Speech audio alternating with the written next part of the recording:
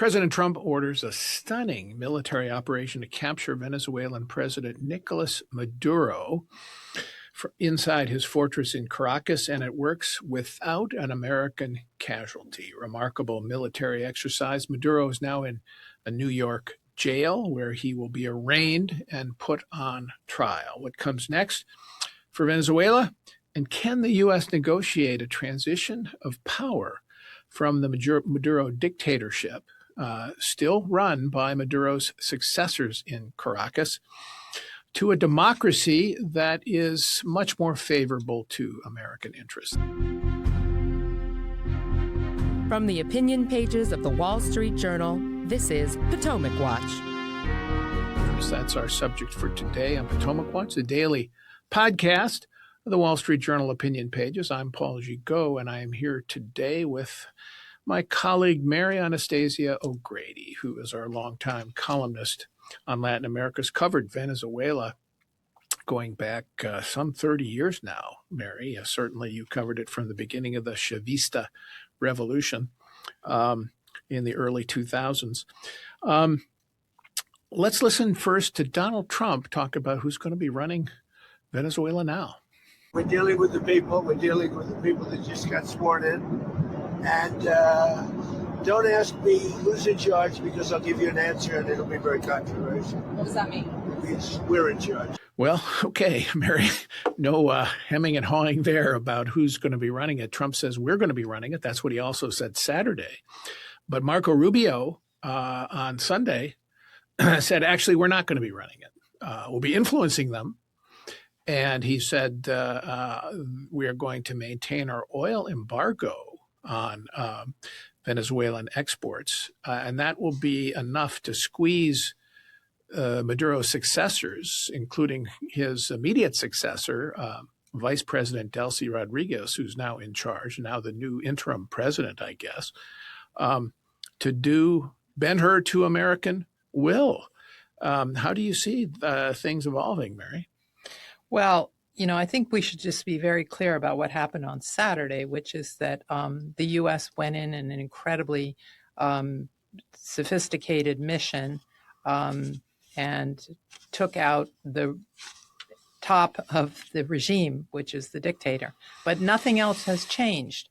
Delcy Rodriguez was considered the vice president, so she was the second in command, and she's now the commander in chief. She's part of this regime. I mean, in fact, if you list the 5 top people in the regime, her name is there. And along with her brother, Jorge Rodriguez, Diosdado Cabello, who's the head minister of the Interior, and the defense minister, Vladimir Padrino, who's very close to the Russians.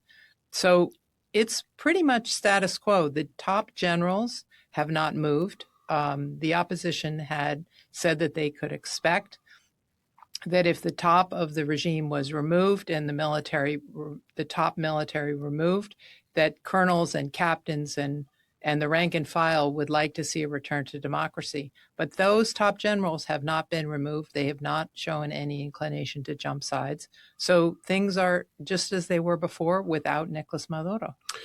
Yeah, that's hard to square that with Trump's assertion that we are going to run the place. We don't have anybody on the ground there, whether it be diplomats or in a position to be able to run the country. The Cuban intelligence services presumably are still involved heavily in the support of the regime elements that are now still in charge.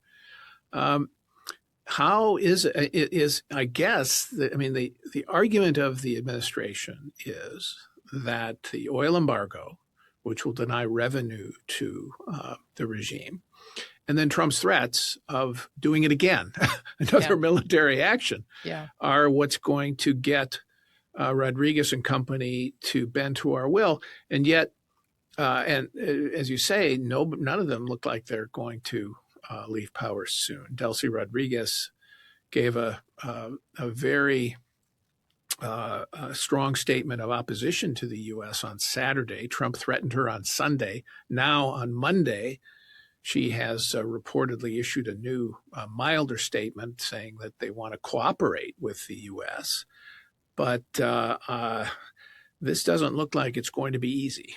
Well, I'll give you the happy narrative, which is that Trump, behind the scenes, the Trump administration is telling her and Padrino and Cabello and her brother that, and the generals, that if they don't follow orders, Saturday is going to look like a walk in the park, and things are going to get much tougher for them.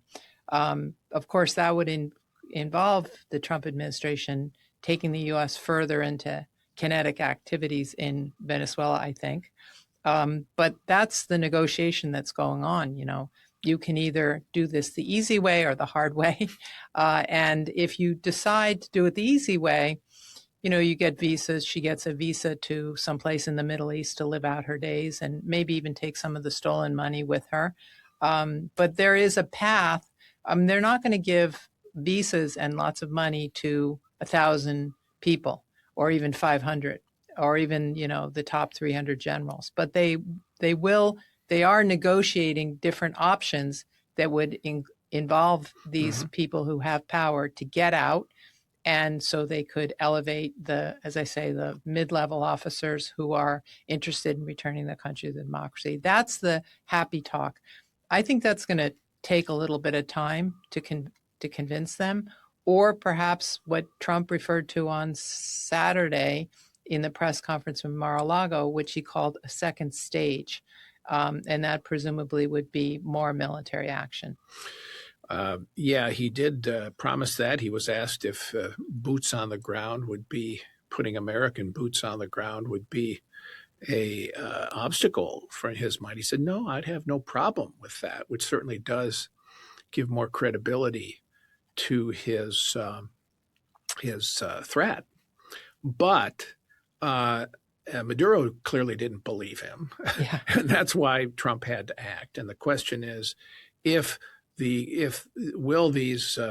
successors, the power group there, say, okay, well, he's serious now because of Maduro, or will they say, which I think the Cubans and the Russians and the Chinese are all probably telling them, no, stick it out. Trump doesn't have the willingness to really risk casualties. See, he's very casualty averse, right, Mary? Exactly. We emerge from this. One of the talking points out of this Pentagon operation is no Americans died. And that's tremendous credit to the military for pulling that off. But politically, that really helps in the U.S., but that probably wouldn't be the case if you're going to take out major elements of the Venezuelan military in another operation. And Rubio was very candid on that. I heard him on CBS's Face the Nation this weekend saying, well, it would have made no sense for us to try to run a higher risk operation by going after all these top officials other than Maduro. Yeah, I think that they may also be thinking he won't try this again. This was too sophisticated and it's too tough to try to duplicate it. And so therefore we're safe. But the one thing that I think that maybe have them watching their backs is that there was obviously a lot of inside help from Venezuela. This was not, yes, the CIA did an excellent job, but I think they must have agents on the ground there who were basically helping guide them, and maybe even people inside his inner security detail, because the word from Caracas is that he was moving around. He would sleep in different places, not totally different places, like 5 different places so somehow they knew where he was. And that's got to be a little bit unsettling for them. People are fed up with this regime, and they're also for sale in Venezuela. So using both of those options, I think the U.S. was able to, do something that the Cubans didn't expect them to be able to do. Now, your scenario, the optimistic scenario, has these top echelon folks leaving the country. Yeah. Okay, they still won't be running it. As I hear Trump and Rubio, what they seem to be saying is they can stay. They haven't said that explicitly, but they have said, we'll work with her if she does the right thing. They're saying they can stay as long as they do the things we want them to do, which is to cooperate on migration, to cooperate on repatriating immigrants, cooperating on the oil industry, cooperating by ousting the Cuban, Iranian, Russian, Chinese influence there. Is that something that realistically these people can do if they remain in power? I mean, are they going to suddenly turn into pro-American centrists who like the gringo? Some of those things you just listed, they could do. They could take back. They could repatriate Venezuelans. Mm-hmm. But Donald Trump has spent a lot of time in the last 48 hours talking about the oil industry in Venezuela.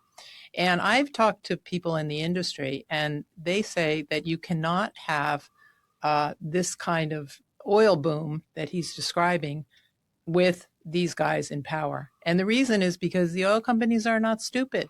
I mean, Exxon never went back to Venezuela after the 1970s when they nationalized the oil industry. Right. They got into Venezuela in the 90s because they bought Mobil oil. Right. That's how they got in there. They didn't go in otherwise. And of course, they got burned.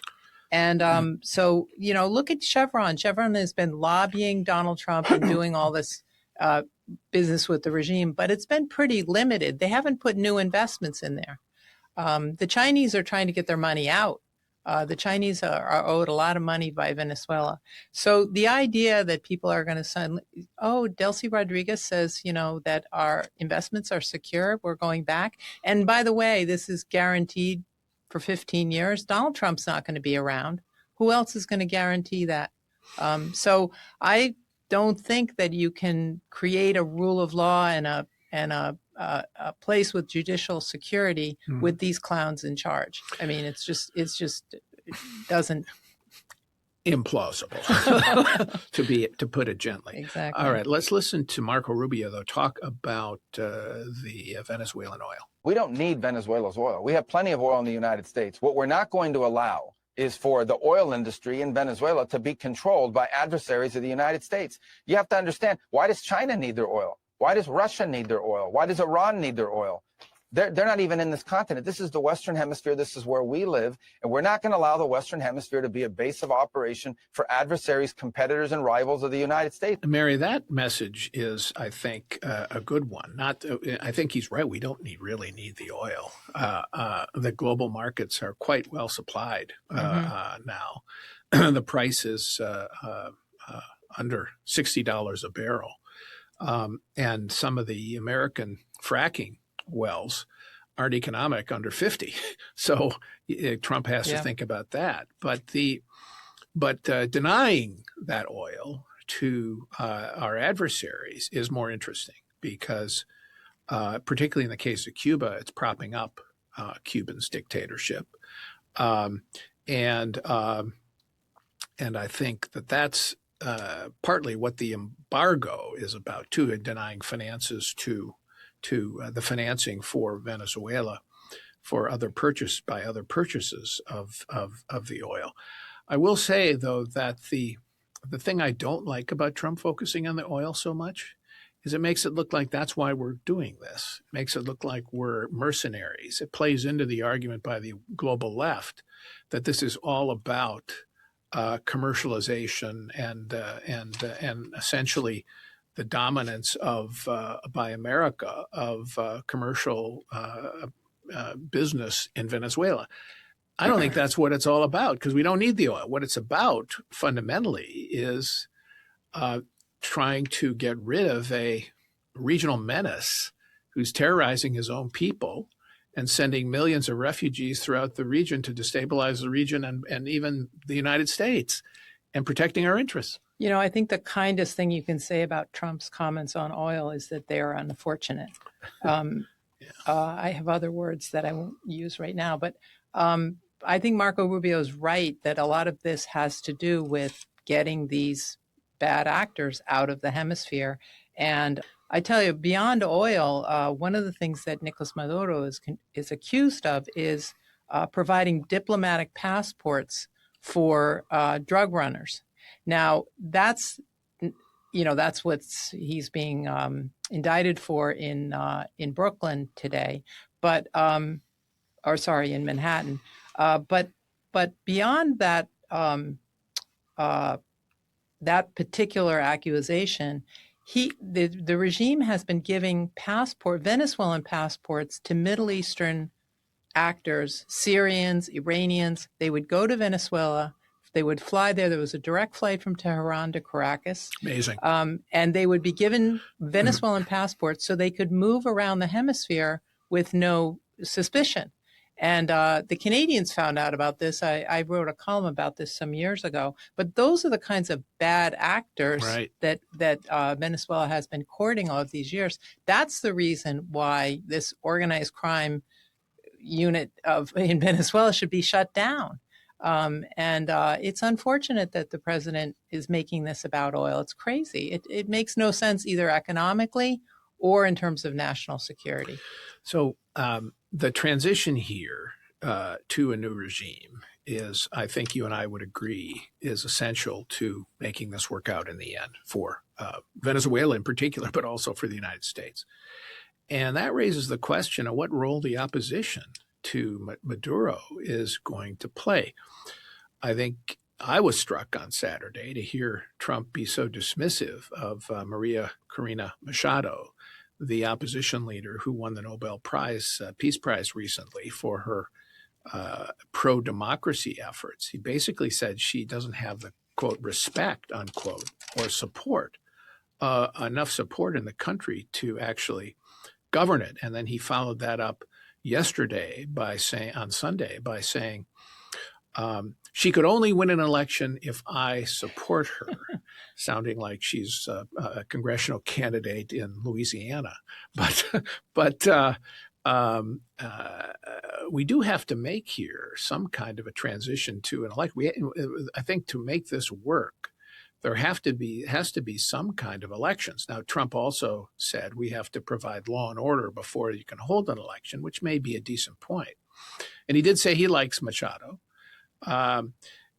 But it's striking to me that the administration hasn't been putting more of an emphasis on actually getting to a transition government and a democratically elected one, which is in this case, in this period of time, is like to be pro-American. I mean, Venezuelans feel liberated now. A lot of them do. Yeah. I think that's the key point. I mean, it doesn't matter if he likes Maria Corina or not. Basically, he should be talking about elections and also the political prisoners who are, now in more danger than ever. How many are there? I don't know. They're around 900. And living in very difficult circumstances. And now, they may suffer a lot of just revenge tactics against them for what happened. But the main thing is, he didn't, I don't think he needed to say that he thinks Maria Corina is the leader of the opposition or she's so wonderful or anything else. He didn't have to talk about that. All he had to do was say, we're in a military operation right now because we are still in the military operation. The regime has not changed. And when the military operation is over, we'll go to the political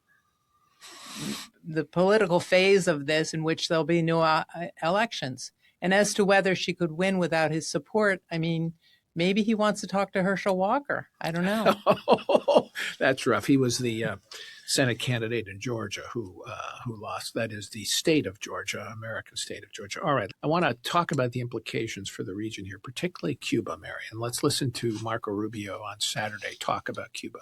Cuba is a disaster. It's run by incompetent, senile men, and in some cases, not senile, but incompetent nonetheless. It has no economy. It's in total collapse. And by the way, they were, all of the guards that helped protect Maduro, this is well known, their whole spy agency, all that were full of Cubans. I mean, it's amazing. This poor island took over Venezuela in some cases. One of the biggest problems the Venezuelans have is they have to declare independence from Cuba. They tried to basically colonize it from a security standpoint. So, yeah, look, if I lived in Havana and I was in the government, I'd be concerned. Good statement there by Marco Rubio. The Secretary of State clearly understands the Cuban threat here in the region and what it does. And you've been chronicling this for many, many years. I would say the preeminent chronicler of Cuban despotism in the global press, Mary, and also its nefarious operations in Venezuela and elsewhere in the region. And that liberation from Cuba is going to be essential for Venezuela. But let's play this out a little bit, and let's say the transition in Venezuela works, and Cuba's ousted, Russia ousted, China ousted. What are the implications for Cuba? Well, it's difficult in Cuba. I mean, as Secretary of State Rubio said, the circumstances on the ground there right now are just horrific. I mean, it's already in a humanitarian crisis. Water, medicine are scarce. Food is scarce. There are epidemics of contagious diseases like dengue fever. Electricity doesn't, they can't generate electricity. The grid is completely broken down. And there's no civil society. I mean, the difference between Cuba and Venezuela is that Venezuela has at least some memory. I mean, you mentioned that I started writing about the Chavistas many years ago, but at least, I mean, I'm still alive and I remember what Venezuela was like a little bit before this government came along. So in the case of Cuba, I mean, there's no institutional memory about civil society, things like the Bar Association or, the Rotary Club or anything like that. So you'd really be starting from scratch. I think a U.S. occupation would be a mistake, but you could do some kind of a Latin American multilateral force. But it's going to need a lot of leadership. You're going to have to start from scratch in terms of the rule of law, a judiciary, elections, all those things. It's going to really be starting from the bottom. That's assuming that the government in Havana fell. Right. I think in terms of the government of Havana falling, one of the things that we'll be keeping an eye on is whenever Raul Castro goes to his reward in heaven or elsewhere. Because I'm betting on the latter. But I think some of those old guard, I mean, Secretary of State Rubio said that they're senile. They're pretty old, most of the people who are considered sort of the fathers of the revolution. And you have these, new guys in place. And there are rumors going around that they're negotiating with the U.S. at this point, that I don't know. I haven't been able to confirm those rumors, but it wouldn't surprise me if the leaders in Cuba. Yeah, offspring of the Castro family. Wouldn't surprise me because they saw what happened to Maduro, and they probably have in mind. They've been buying property for many years in other countries around the world, so they do have in mind. They have lots of money, and they could live out their days somewhere else. And, they look at the mess they have on their hands and they know they can't fix it. So if they get an offer from the U.S., they might take it. But then the hard part starts. Right, because you'd have to really change everything and how the place is governed. The really good news is that Cuba would no longer be a center of espionage for the Chinese and the Russians and all the bad. I mean, Cuba's been the kind of the originator of a lot of violence throughout Latin America for like 60 years because they were trying to expand this revolution around the region. So to get rid of that would be a big gain. So Mary, I just step back a bit here and look the Trump first year and this action, the bombing of the nuclear program in Iran. Now you have this decapitation of Maduro. If Trump can make this transition government work, and you have in Venezuela, and you have a pro-American government, preferably after a democratic election, the domino effect here on Cuba, if that were to happen, the negotiations you talk about, or some domino effect there, and then we have the protests in Iran. So this would be a remarkable set of events if they flow in that direction. That would make the world a much better, safer place. Now, obviously depends on actual results. And if this merely becomes a decapitation of Maduro with with similar bad actors in charge, then I think it will be deemed to have essentially been a nice military operation, but a political strategic failure. But if it works out, the ramifications for a better world are significant. Do you agree with that? I agree with that. I think that's why I think it's so unfortunate that Trump cannot speak with more precise language because, at Mar-a-Lago on Saturday, there was an opportunity to make the case, and there is a strong case for elections, for freedom, for the political prisoners getting out of jail, all the things that make what he did the absolute right thing to do. But instead, he chose to talk about oil and American consumption of cocaine. And I don't have an optimistic narrative for either one of those things. I mean, I think the cocaine problem is a demand problem. He said that he's going to go after, he might like to go after Colombia next. But there's going to be a limit to the resources that he can use to pick off all these countries. I think the better path would be to continue with what he did, which is a really brilliant move on Saturday morning, and to focus on making sure that this idea that we're going to somehow work with this regime to create an oil boom in Venezuela is preposterous. Certainly in the short term, the oil boom is going to be a long way off. And as you say, the oil companies aren't going to invest billions if they think the same folks are in charge. Exactly. So that's where we're at right now. I'm hoping that behind the scenes, something much different is happening. And when you listen to Secretary of State Rubio, it's more comforting because you get the idea that there is a plan in place and a vision for something that's much better for the Western Hemisphere. And maybe there is significant work going on behind the scenes to try to break the military. Exactly. And turn them away from that top echelon of dictatorship and pro-Cuban influence. But I say all this because it's a pretty big moment, Mary. I think it's a big moment of opportunity, some risk, yes, but a big moment of opportunity. I don't think anybody, I think certainly Joe Biden or Barack Obama would never have done anything like this. And I'm wary that even somebody like George W. Bush would have. Now, H.W. Bush did it in Panama, but that was a smaller country. It turns out we had casualties in that operation. And Reagan did something in Grenada. Small island. Small island. Yeah. But you're right that I'd forgotten about Grenada. But I think this is a big opportunity. One thing that might be interesting to keep in mind is what happened in Nicaragua when Violeta Chamorro was elected, because Ortega, who had been the dictator, finally said, okay, we accept the results of the election. But his military never gave up their weapons. They kept in control of the military. And of course, longer term, that ended up to be very costly. And today, Nicaragua is a terrible dictatorship, almost worse than Venezuela.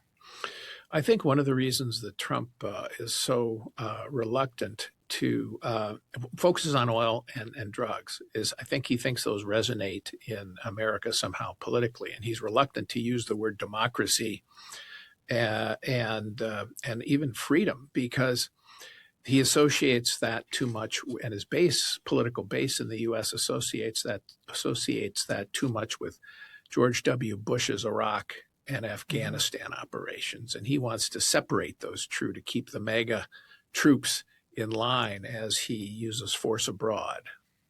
That may be, but I think it would have a high cost. First of all, he has a very strong support in South Florida and among Venezuelans and Cubans, and not just Venezuelans and Cubans, many Latin Americans like Donald Trump because they think that he represents American values over the values of where they came from.